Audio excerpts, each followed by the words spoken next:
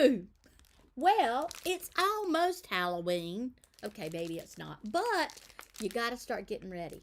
We got these cute little wreaths, fun buttons galore, and more. And I just wanted you to have an opportunity to see them. It's too much for me to do these on videos, but these little wreaths are precious. We're going to have to do a couple of them and maybe show you one or two of them. But today we're going to be playing with some Halloween stuff. You know how I am. I like to play with things. Halloween, spooky, woohoo, whatever we're going to do. But we're going to have some fun with FuN. And I am just a big hit when it comes to FuN and all of their cute little critters. So let's see what cute little critters I've got in store for you today. Let's check it out on my tape. There we go. Oh, look. Hey, we're going to get to start off with the FuN guys' crookedness. There you go. It ain't crooked no more.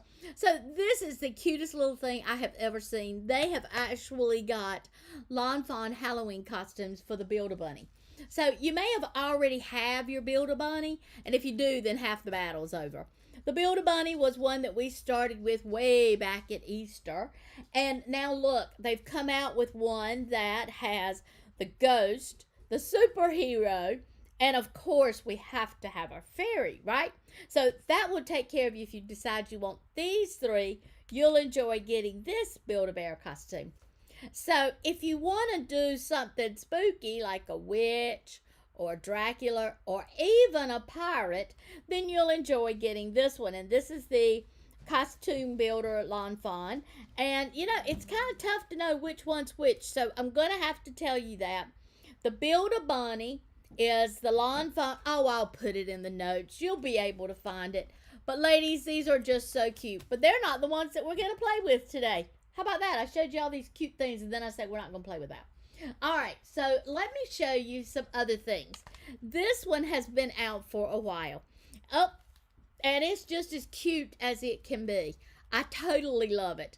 So this is actually, it is like a Halloween mice. And I just love these little boogers. They're so cute. Well, I didn't use them all in my card today, but I did use a few of them. So what else I did was I decided that you needed to see some of the cute little samples that we have using these FuN mice Halloween critters. So I think this one is just so cute. It says, wishing you a wicked Halloween. I think that's just precious. I love the way this one glimmers and shines, but I also like the way that the pumpkins and the little mice are all placed on it so nice and neatly. And then we have another one that you can get. This one's really simple. It's your Happy Halloween. And this is the pumpkin and the top comes off. This is just awesome. Now, how did they get this beautiful effect? They cut it out, and then they cut it out a second time in the brown color. So that's what gives it the effect that it has a shadow. And, of course, this is the Build-A-Bunny with his little Halloween hat on. This is another one that was made by Janet Swofford, and she made this one right here inside of our craft room.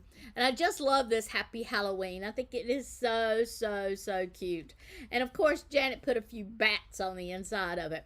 But this one to me was super cute. So I'm going to do another version of this that is dark and spooky. All right, so I decided that I wanted to start with a black card base. So I'm going to use the black card base, and then under that, I'm going to put some really, really bright paper. Now, I want this to look like it's a Halloween party for at night. So with that being said, I'm only going to use this paper, and I'm only going to have a little bit of an edging poking around it, okay? So let's put this down. Woohoo, got it straight the first time. Whoop, then I messed it up. Let's see if I can get it back straight. There we go. Not quite, not quite. We're going to get it right today. Okay, there you go. So that's not going to be my top layer. But this one is going to be my top layer. But I want to do something really fun with it. So I'm going to take the Lisa Horton inks. And this one, as you can see, it's a pretty pink. And I'm just going to ink up my brush here. And then I'm going to come back and just put it on my paper. Oh, wait a minute. It didn't come out. It didn't come out pink. It's coming out all purple. Oh, that's because it's one of our interferon inks. So as you can see, and I'm getting it on my table, it's all pretty and pink. But when it gets on this black paper, it actually comes out to be a blue. And that's what I wanted. I wanted it to look a little bit spooky. Y'all know what spooky is, right? So I wanted it to look a little bit spooky. Notice how I'm picking up this ink and rubbing it on the card as I go. No sense in wasting all this great ink. But I do love the Lisa Horton interferons. They are so much fun to play with. And you always are going to get that two-tone depending on what color you actually put it on. Now, you may have seen me do this before. And if you have, then you just saw me do it. You didn't actually see me bump up and use it. Today, we're going to bump up and use it. All right, let me turn this around so I can pick up some more of this ink off my table. I just love these things. I think they are awesome. All right, so there we go. That gives it that blue nighttime sheen. Now notice, I didn't give it all nice and smooth. And that's okay. It doesn't have to be smooth because this is a spooky night. So there you go. All done. Now I want to go ahead and clean up my table. And when I clean up my table, because I'm using the Lisa Horton's interferons, I'm going to want to clean it up with an alcohol-based cleaner. So what am I using? Oh, rubbing alcohol. How about that for just a good tip on how to save you some money, which I just love. All right, the next thing I wanted to do is I want to put this down, and I want to put it down with some pop dots. Only I have decided that I don't want to use pop dots that are white. I want to use something that's black. So I have black foam adhesives here in my hand, but I didn't have any that were little enough. So this is a good opportunity for me to show you just how awesome the Spellbinders large scissors are. They are great. I love them because I can, don't want to put it on that side. I love them because I can cut what I need to cut. If it's sticky, oh, so be it sticky. It's not going to be sticky on my scissors. I just love the Teflon finish on them. I like them because they're big enough that I can cut up big things with them. And again, I like the big ones. I like the little ones. But these big ones, they stay on my desk. I also use these big ones for opening up my boxes. Y'all know we get boxes around here all the time. You think I'm kidding? Keep watching Cindy's videos. Wow. We got so many new things coming in here. I can't even keep up with them. I know that's bad, right? Okay, so here we go. We're going to put this one down right there. Oh, it's a little long. Well, that's okay, because I'm going to use that piece to go in the middle. And by putting it in the middle, that's going to keep my card from not sagging. Now, y'all know I can't cut straight, can't lay nothing straight, so I guess it doesn't surprise any of you that I'm not cutting this straight either. There we go. We're going to put this right here. Now, I'm using black because I don't want you looking onto the edge of the card and seeing white. I mean, I really want this to be I just think if I'm going to use a black card, I need to be using the black foam.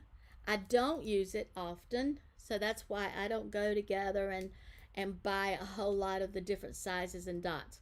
But I always keep the solid in here because I can use that solid on anything, and I can make it whatever size I want to as long as I have my Spellbinder scissors. And I do love these Spellbinder scissors. They are just the bomb.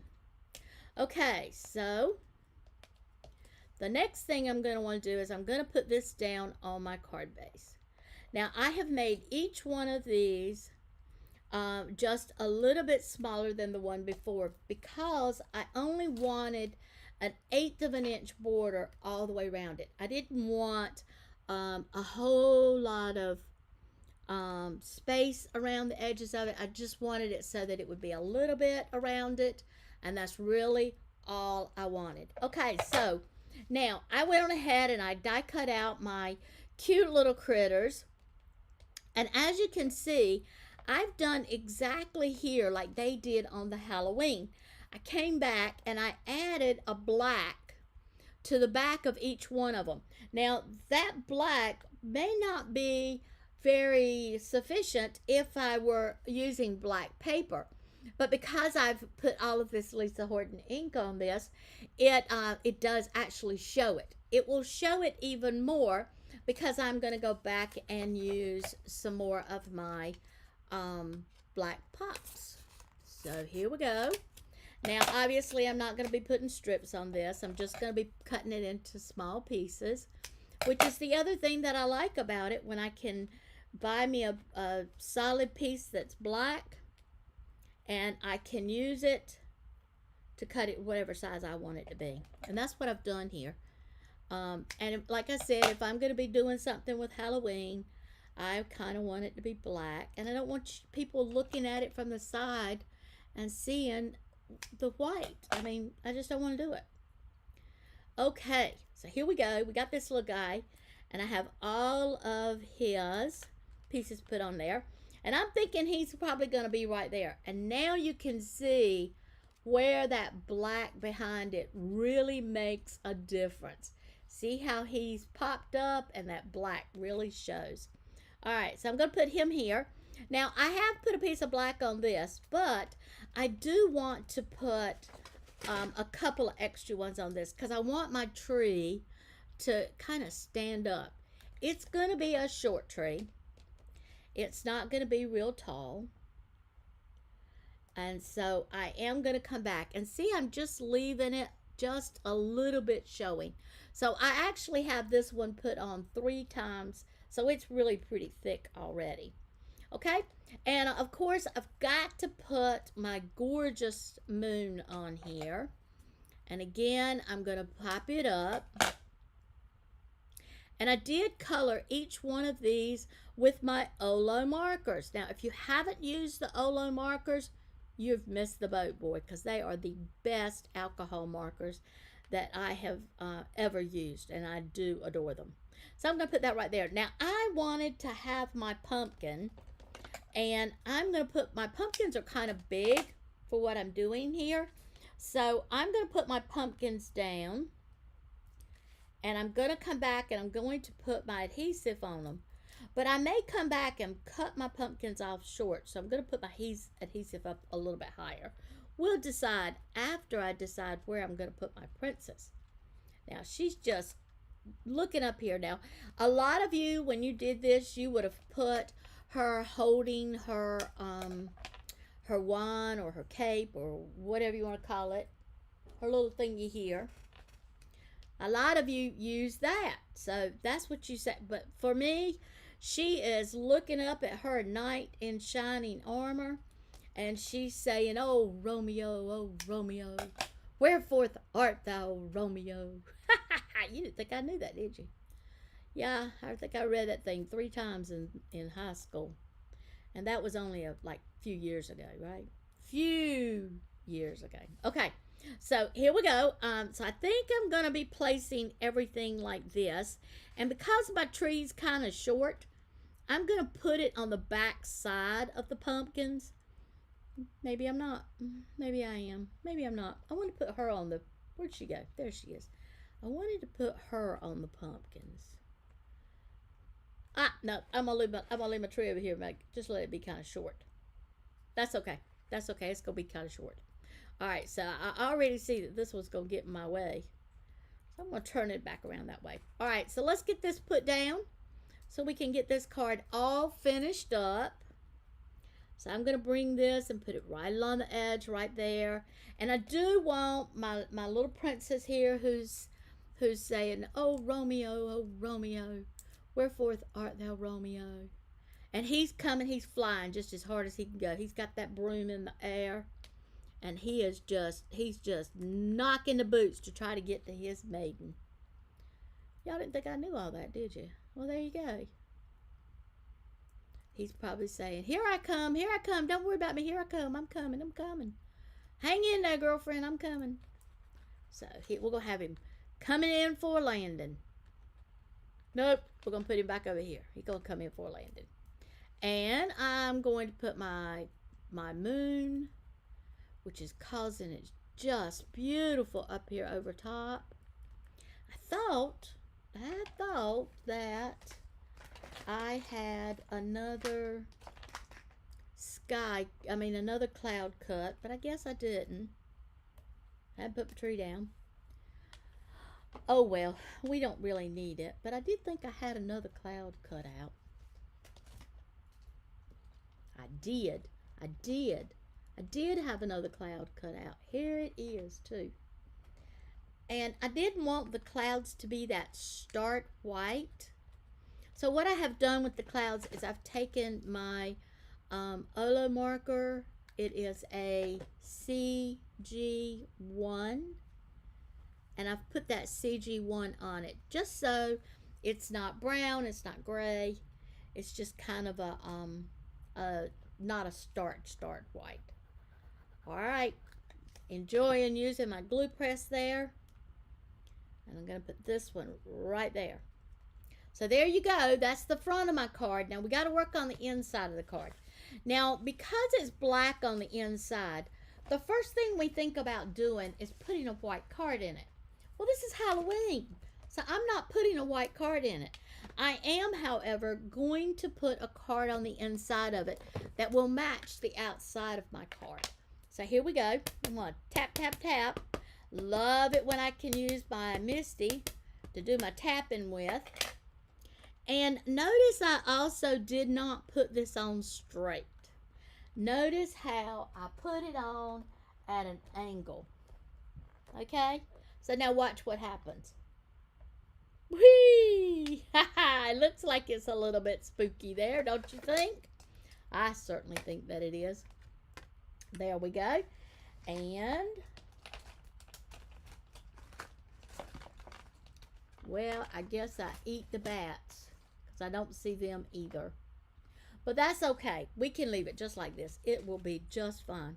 And you see, that's going to be the inside of my card. So let's pick it up